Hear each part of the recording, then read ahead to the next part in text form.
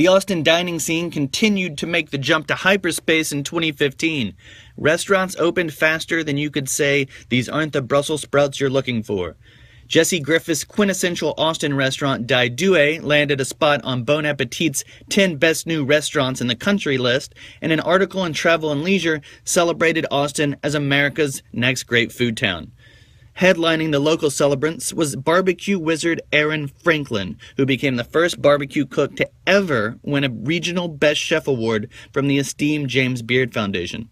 He was joined on the finalist list by fellow Austinite Bryce Gilmore of Barley Swine and Odd Duck. Bryce might just get that deserved Beard Award in 2016. Franklin also premiered his television show Barbecue with Franklin on PBS stations across the country, and his book Franklin Barbecue debuted on the New York Times bestseller list.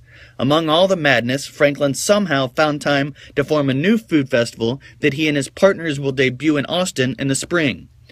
National praise also showered on Olame co-owners and executive chefs Gray Nonis and Michael Fotiger, who were named Chefs of the Year by Food and Wine magazine. Their imaginative takes on Southern classics also led them to the top of my yearly dining guide, as I named Olame the #1 restaurant in the city. The list included many favorites from years past, as well as more than a half dozen newcomers. Spicewood fine dining restaurant Apis Restaurant in Apiary was one of the year's big new standouts, along with tasting menu restaurant Counter 357 and Chef Rene Ortiz's Laundrette.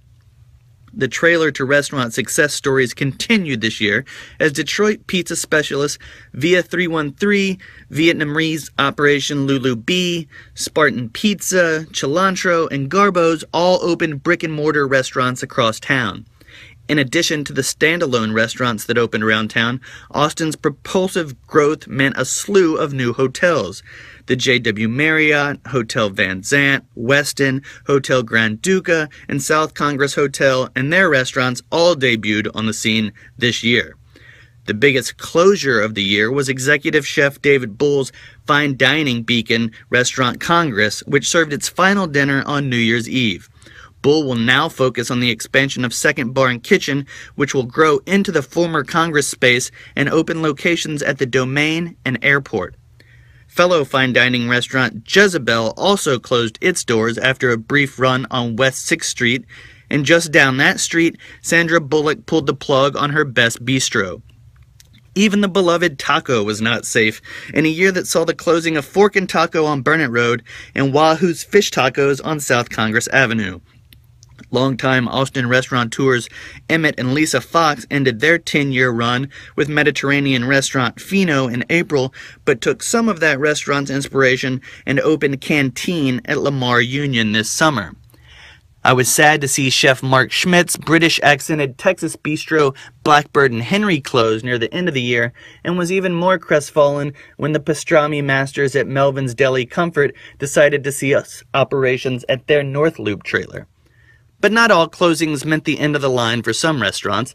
The iconic Omeletry packed its bags on Burnett Road and headed over to Airport Boulevard's evolving Restaurant Row, and Bryce Gilmore's farm-to-table game-changer Barley Swine will close on January 2nd.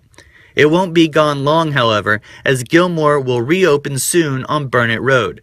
His move from south to north, acting something of a bridge between the Austin restaurant scene's present and its future.